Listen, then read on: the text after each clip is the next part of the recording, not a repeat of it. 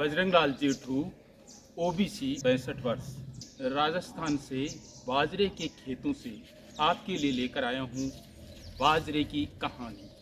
शुष्क जलवायु व रेतीली मिट्टी में ट्रैक्टर या देसी हल से जुताई कर बोए जाने वाला बाजरा कम पानी या बरसात में खूब पनपता है। ग्रेमिनी कुल का ये पादप 4 से 6 फीट तक बढ़ता है।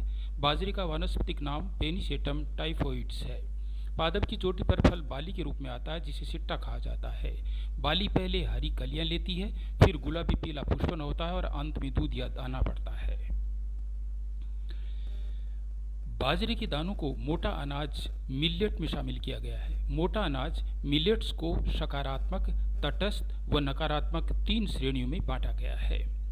खाए जाने पर मनुष्य की स्वस्थता को बरकरार रखने वाले मिलेट तटस्थ मिलेट कहलाते हैं। बाजरा तटस्थ मोटा अनाज है। देश में राजस्थान के खेतों में सर्वाधिक बाजरा पैदा होता है।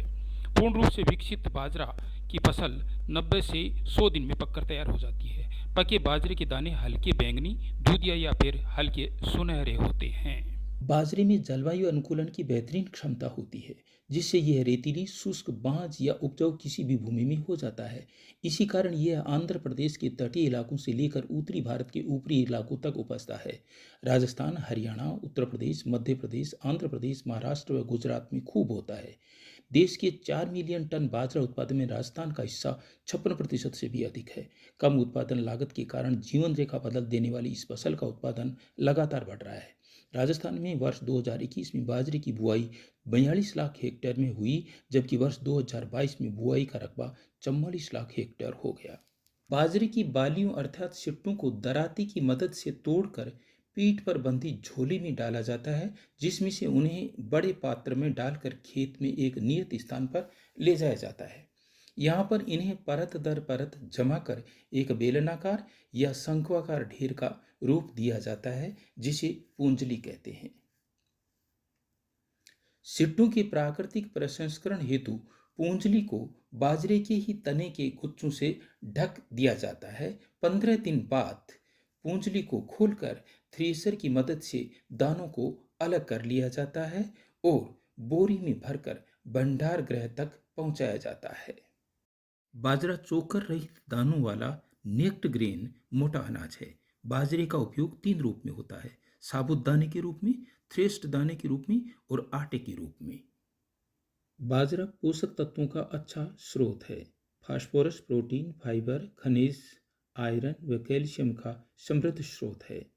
मात्रात्मक दृष्टि से वसा 5%, vitamin A 220 IQ, ether extract 0.40%, albuminoids 1.3%, पचनीय कार्बोहाइड्रेट 20%, प्रोटीन 10%, काष्ठ तंतु 15.8% और राख क्षार 2.5% होता है।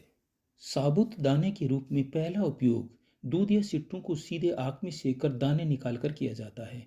इन दानों को पॉपकॉर्न कहकर मोरन कहा जाता है। साबुत दाने का दूसरा उपयोग पानी में पकाकर घुघरी बनाना है। जन्मदिन, उत्सव व धार्मिक आयोजन पर यह शक्कर डालकर परोसी जाती है। थ्रेस्ड दाने के रूप में थ्रेस्ड दानों व दाल के मिश्रण को जल में पकाकर खींचड़ा बनाना है। खींचड़ा शादी विवाह तक में शक्कर घी डालकर विशेष डिश के रूप में परोसा जाता है। इसे दूध, छाछ या फिर दही के रूप में भी लिया जा सकता है। थ्रेस्ड दानों को छाछ के साथ पकाकर राबड़ी बनाई जाती है, जो निम्न आय वर्ग की अनिवार्य डिश है। राबड़ी का छाछ या दही के साथ मिश्रण रोटी के साथ भी खाया जाता है। बाजरे के आटे से लगभग आधा दर्जन व्यंजन तैयार होते हैं। आटे को भूनकर गुड़ के पानी के साथ तैयार की जाने वाली लापसी इनमें प्रमुख है। परंपरागत व्यंजन लापसी शुभ भोजन माना जाता है। इसे सादी ली जा सकती है या फिर घी, दूध व खीर के साथ भी लिया जा सकता है। बाजरे के आटे की रोटी स्वयं एक डिश है। इससे दूसरी कई डिश भी तैयार होती हैं। इनमें लड्डू, स्मूदी, ढोकला, बिस्किट, पोषक पाउडर व खारक शामिल है। खारक तो हमारा तीर्थाटन का भोजन है। बाजरा पारिवारिक, सामाजिक, धार्मिक व पर्यटन सभी क्षेत्रों में दखल रखता है। इसलिए हमें चाहिए कि हम इसका अधिकतम उपयोग कर स्वास्थ्य की उत्तमता को बनाए रखें।